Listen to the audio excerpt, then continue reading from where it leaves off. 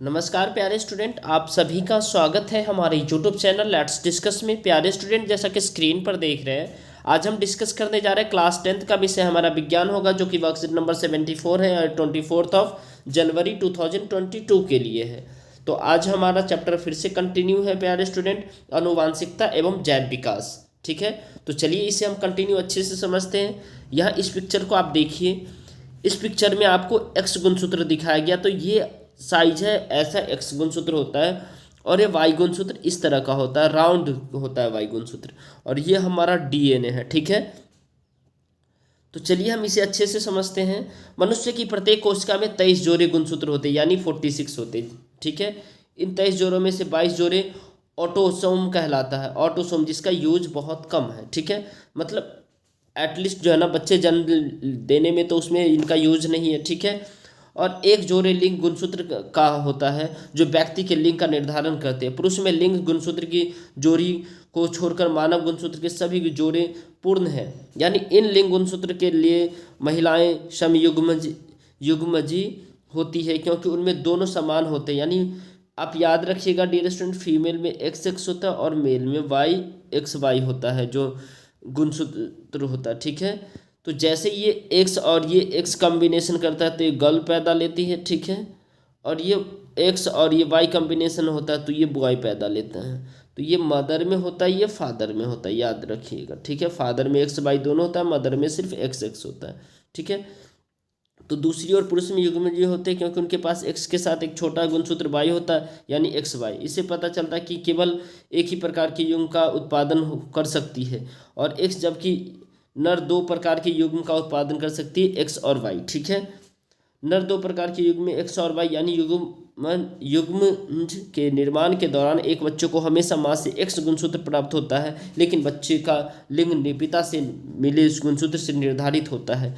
जिस बच्चे को अपने पिता से एक्स गुणसूत्र प्राप्त होता है वह पुत्री होगी, जो उससे वाई गुणसूत्र प्राप्त होता है वह पुत्र होगा। ठीक है, इस प्रकार एक बच्चे का लिंग केवल पिता द्वारा योगदान किए गए शुक्राणु पर निर्भर करता है। यानी पिता द्वारा, अगर मानिए तो रिस्पॉन्सिबल फादर है, लेकिन फादर भी नहीं है। कैसे? क्योंकि उसे पता नहीं होता कौन सा जा रहा है। ठीक है, कौन सा उसका जो ट्रांसमिट हो रहा है, न कि माँ द्वारा दिए गए अंड पर। यानी यही नहीं, नर अथवा मादा बच्चों की संभावना यानी 50-50% होती है, यानी बेटे भी होने के और बेटी भी होने के चांसेस। ठीक है, अब यहाँ पे आपको देखिए, यहाँ पे जो मैंने अभी अभी बताया था डायग्राम, ये आपका डायग्राम है, इससे आपको और आसान होगा।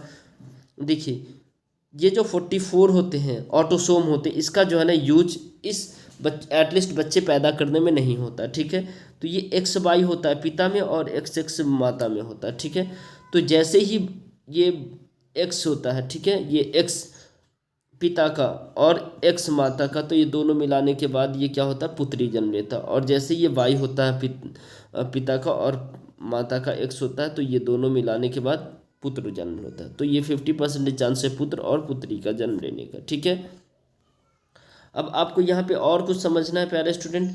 कुछ सरीसृप में जिस तापमान पर निषेचित अंड रखे जाते हैं वह निर्धारित करता है कि अंडे में विकसित होने वाला जानवर नर होंगे यानी वो टेम्परेचर पर निर्भर करता है, यानी मेल होगा या फीमेल होगा। अगर टेम्परेचर पे बताइए, कुछ जानवर जैसे घोंघे लिंग बदल सकते हैं, यह दर्शाता है कि लिंग हमेशा आनुवांशिक रूप से निर्धारित नहीं होता है, यानी वो चेंज कर सकता है। पक्षियों में मादा विश्व में युग्मजी होता है, उसमें ZW गुणसूत्र होता है, जबकि नर में ZZ होता है। ये देखिए, पक्षियों में भी होता है ऐसा। कुछ कीटों में नर में जोड़े के बजाय केवल एक लिंग गुणसूत्र होते हैं, यानी जोड़े की बजाय एक ही होते हैं। तो ये हमारे कुछ रोचक तथ्य थे। ठीक है, अब चलिए इसमें बेहद ही आसान से 5 प्रश्न पूछे गए प्यारे स्टूडेंट। इस सभी प्रश्न का एक एक करके मैं आपको आंसर देता हूँ। आइए, प्रश्न संख्या पहला है, हमारे समाज में एक महिला को लड़की को जन्म देने के लिए उत्तरदायी ठहराया जा रहा है, क्या आप इस कथन से सहमत है? तो युग्मज के निर्माण के दौरान एक बच्चों को, हम तो पहली बात तो हम इससे नहीं हैं, नहीं वाले जो है ना कुछ नहीं इसका देंगे ऑप्शन आंसर। ठीक है, और कोई कहेंगे हाँ, कोई बच्चे हाँ बोलेंगे तो उनको ये स्टेटमेंट सपोर्ट में देना जरूर है। ठीक है, तो देखिए युग्म के निर्माण के दौरान एक बच्चे को हमेशा माँ से एक्स गुणसूत्र प्राप्त होता है, लेकिन बच्चे का लिंग पिता से मिले होता है। जिस बच्चों का अपने पिता से एक्स गुणसूत्र प्राप्त होता है वह पुत्री होगी, और उससे जो वाई गुणसूत्र प्राप्त होता है वह पुत्र होगा। इस प्रकार एक बच्चों का लिंग केवल पिता द्वारा योगदान किए गए शुक्राणु पर निर्भर करता, न कि माता द्वारा दिए गए अंड पर। ठीक है, क्वेश्चन नंबर नेक्स्ट है, हम मनुष्यों में नर और मादा संतानों की संभावना का निर्धारण कैसे करेंगे? एक क्रॉस की प्रक्रिया के द्वारा समझाइए। तो देखिए डियर स्टूडेंट, यही है क्रॉस की प्रक्रिया जो कि मैंने अभी बताया। पिता जो है ना एक्स वाई होता है, माता एक्स एक्स गुणसूत्र होता है।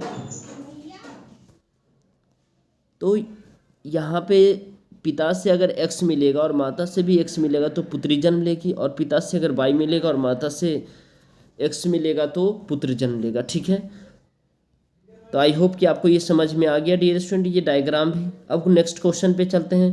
क्वेश्चन नंबर हमारा 3 है, एमिनोसेंटेसिस जन्म से पहले बच्चे के लिंग का निर्धारण करने की एक तकनीक है। यह तकनीक हमारे देश में प्रतिबंध क्यों है?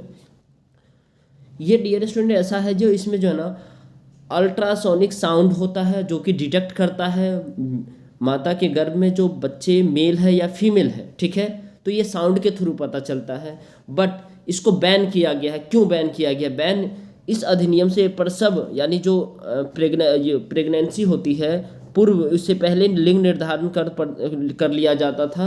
जो लड़का है या लड़की है, लड़की होती है तो उसे भ्रूण हत्या यानी मार दिया जाता था। तो इस पर प्रतिबंध लगा दिया गया। पूर्व गर्भधारण और प्रसव पूर्व निदान तकनीक जो कि PNDT अधिनियम 1994 भारत में कन्या भ्रूण हत्या और गिरते लिंगानुपात को रोकने के लिए, इसमें जो है ना इस लिंगानुपात को रोकने के लिए भारत की संसद द्वारा पारित एक संघीय कानून है, और इस अधिनियम से प्रसव पूर्व लिंग निर्धारण पर प्रतिबंध लगा दिया गया है। ठीक है, तो ये बेहद ही गंभीर है इशू। ठीक है, चलिए अब नेक्स्ट है, लिंग हमारे आनुवांशिक रूप से निर्धारित नहीं होता। क्या आप इस कथन से सहमत है? उदाहरण के साथ औचित्य दीजिए। बिल्कुल, इस कथन से हम बिल्कुल सहमत है, क्योंकि कुछ जानवर जैसे घेंगे लिंग बदल सकते हैं। ये दर्शाता है कि लिंग हमेशा आनुवांशिक रूप से निर्धारित नहीं होता है। ठीक है, नेक्स्ट है, चित्र को पूरा कीजिए। किसे करना है? चित्र को। इसमें जो है ना यहाँ पे आप जो देख पा रहे हैं डियर स्टूडेंट, इसे आपको कह रहा है चित्र पूरा कीजिए।